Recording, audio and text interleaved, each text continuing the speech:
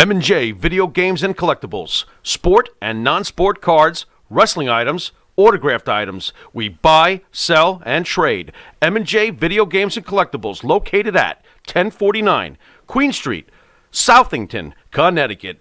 Call us at 1-860-479-9223 or 860-93-GAMES. M&J Video Games and Collectibles.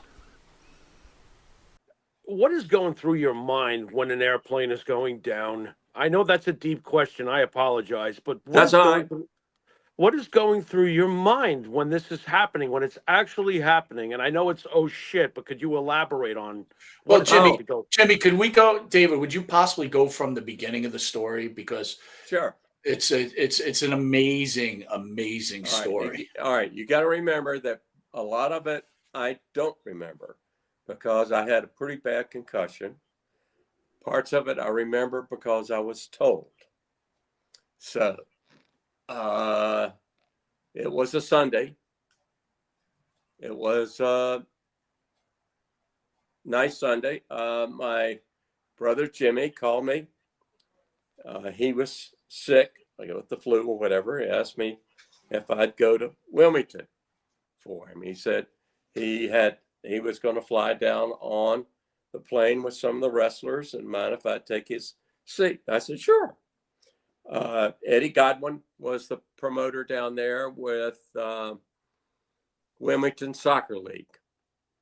The Godwins are great people. I worked with them quite a lot. I was looking forward to it. I mean, really great people.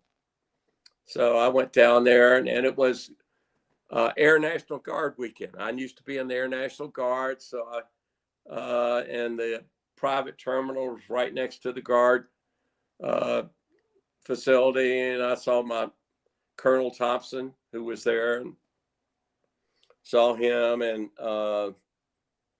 Eddie Farhat was the pilot,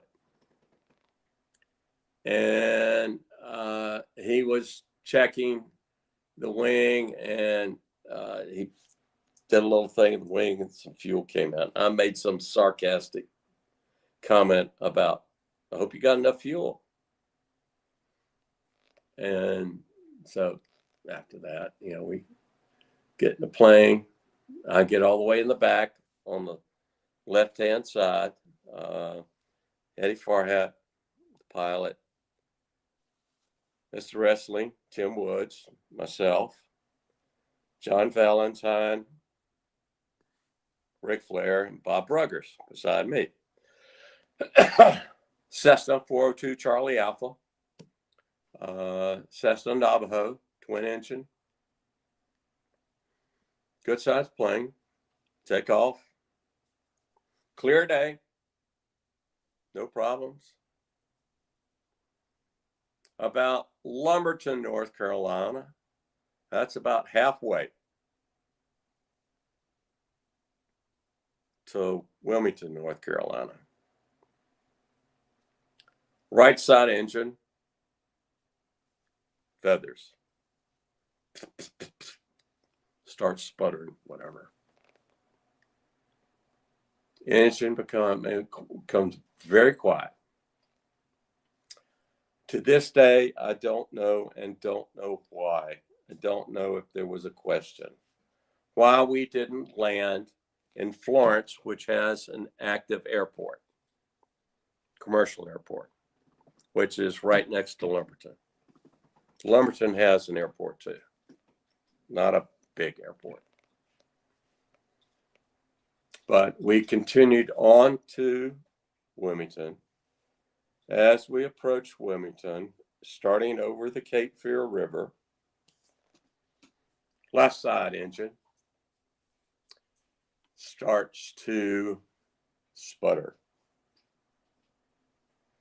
I'm bent over. Oh, by the way, my son is 2 weeks old. Just want to let you know that. I am trying to practice Lamaze because I'm thinking I don't want to get the wind knocked out of me. I know that I can't go forward because Mr. Wrestling, Ric Flair, Johnny Valentine, Bob Bruggers. There's no way in God's green earth I can get past that beef. Luggage compartment behind me. I'm scared enough, maybe I can get through that. I don't know. As we go on, I think we're going over the river. I sort of hear a buzzer and see a light. And that's sort of the last thing I remember. And I was told by my father-in-law, who is a pilot, that that was probably a stall warning, that the pilot tried to pull the plane up, stalled it, and then that's when we went down and hit the railroad embankment.